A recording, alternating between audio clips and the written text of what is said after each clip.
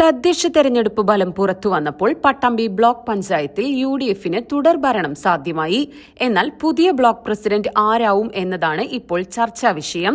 President സ്ഥാനം ജനറലായതിനാൽ മുതിർന്ന നേതാക്കളുടെയും യുവനിരയിലെ നേതാക്കളുടെയും പേരുകൾ പ്രവർത്തകർക്കിടയിൽ ഉയർന്നു കേൾക്കുന്നുണ്ട്.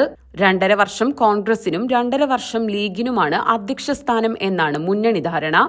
ആദ്യത്തെ 2.5 വർഷം കോൺഗ്രസ് അധ്യക്ഷൻ എന്ന തീരുമാനം കൂടി കൈക്കൊണ്ടതോടെ കോൺഗ്രസിൽ നിന്നും ആരാകും അധ്യക്ഷൻ എന്ന അനിശ്ചിതത്വം പ്രകടമായി നിലനിൽക്കുകയാണ്. യൂത്തിനെ പ്രതിനിധീകരിച്ചുകൊണ്ടുള്ള നേതൃത്വം എന്ന ആവശ്യം ശക്തമാകുന്നതോടെ ബ്ലോക്ക് പഞ്ചായത്ത് ആമയൂർ ഡിവിഷനിൽ നിന്നും വിജയിച്ച ജയശങ്കർ കൊട്ടാരത്തിലിന്റെ പേര് അധ്യക്ഷ സ്ഥാനത്തേക്ക് ഉയർന്നു കേൾക്കുന്നുണ്ട്. നിലവിൽ യൂത്ത് കോൺഗ്രസ് പട്ടാമ്പി മണ്ഡലം പ്രസിഡന്റ് കൂടിയാണ് ജയശങ്കർ.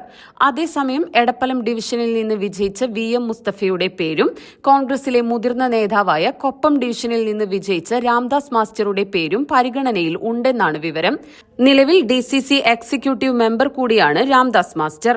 വൈസ് പ്രസിഡന്റ് സ്ഥാനത്തേക്ക് മുസ്ലിം ലീഗിലെ വിളയൂർ ഡിവിഷനിൽ നിന്ന് വിജയിച്ച ഫരീദയുടെയും കൈപ്പുറം ഡിവിഷനിൽ നിന്ന് വിജയിച്ച ഫൗസിയ സേതാലിയുടെയും പേരുകൾ പരിഗണനയിലുണ്ട്. 16 ഡിവിഷനുകളുള്ള പട്ടാമ്പി ബ്ലോക്ക് പഞ്ചായത്തിൽ 12 ഡിവിഷനുകളിൽ വിജയിച്ചാണ് UDF മുന്നണി തുടർഭരണത്തിലേറിയത്. ഇതിൽ 7 സീറ്റിൽ കോൺഗ്രസും 5 സീറ്റിൽ മുസ്ലിം ലീഗുമാണ് വിജയിച്ചത്. പട്ടാമ്പിക്ക് പത്തരമാറ്റ് സമ്മാനിച്ചുകൊണ്ട് ലൈറ്റ് വെയ്റ്റ് സ്വർണ്ണാഭരണങ്ങൾക്കും ഡയമണ്ട് ആഭരണങ്ങൾക്കും മാത്രമായി ജില്ലയിലെ ആദ്യത്തെ exclusive showroom Ostra Golden Diamonds, Perinthalmanna road, Pattambi.